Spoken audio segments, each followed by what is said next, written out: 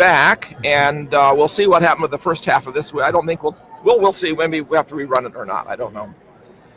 So that's St. Bart Baker, and now we have your book that just came out. Yes. And I understand the Lieutenant Governor of Ontario, who is the Queen's representative to the province, is going to have a reception in honor of the book. That's right. I don't know how that came about, but it's really great. Now, Elizabeth Dowdeswell, the Lieutenant Governor of Ontario, was the Under Secretary General of the United Nations for the Environment Program, UN Environment Program. So she's a very concerned environmentalist herself.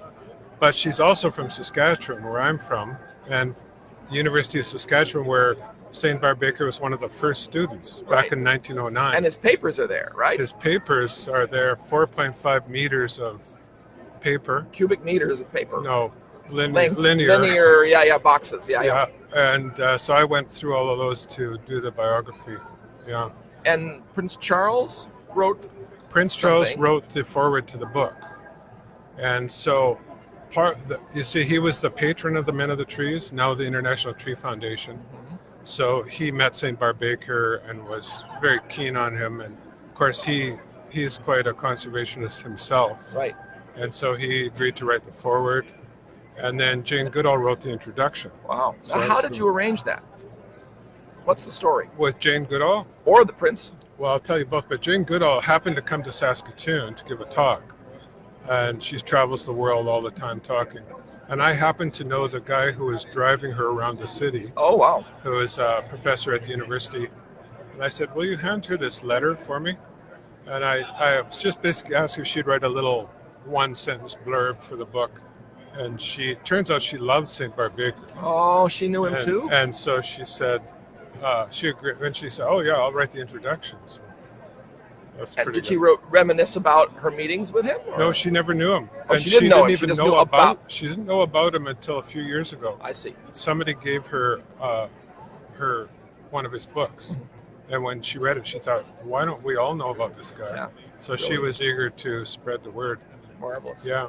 Yeah, I think I mentioned this to you, but I met him, St. Bart Baker, in 1980 at the Association for Baha'i Studies. Oh. I had won a prize for research, and Christine Zerbinis, who was secretary of the ABS, had myself and a young woman who'd won another prize, took us out to lunch with St. Bart Baker. Wow. And he regaled us with his stories, as he, I think, must be very good at doing, and told us about the Kenya experience and getting the Grand Mufti of Jerusalem in the same room with the various other religious leaders, but without telling them all that the other ones were invited, I believe was the detail.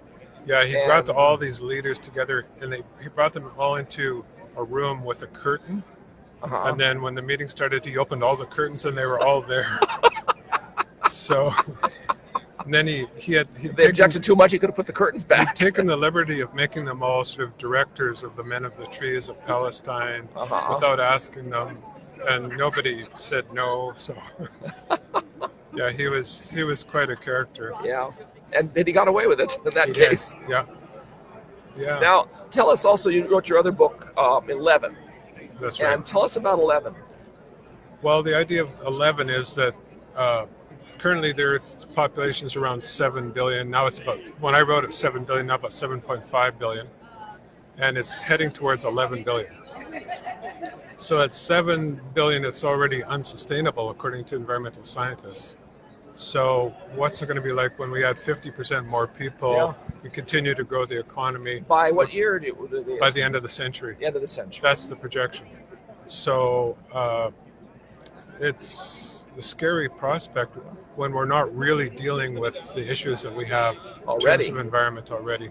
Yeah. So basically the book looks at that and then tries to propose a kind of a solution, which is, part of my thinking is that the outer world, the environment, is a reflection of our inner world and our kind of the relationships that human beings have.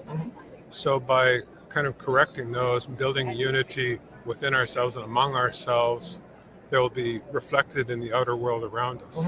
Right. So, practically speaking, let's look at issues like the climate summits and so on. where we come to these agreements to change, but we can't really change. Yeah. We're not unified enough to change. Yeah.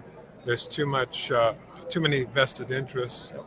So this sort of process of building our unity, building a common purpose, and so on, is really key to addressing all these environmental issues. So I go through all of that, and how this process that we have in the Baha'i community of this educative process, working with children and youth and adults, and building kind of a stronger communities at the level of neighborhoods and villages, how that could be really a key to building the kind of unity that we really need to address our environmental issues. So the idea is, we could make the world work for 11 billion people. It could be sustainable, but only if we really change the way we are, if we become transformed both inwardly and outwardly.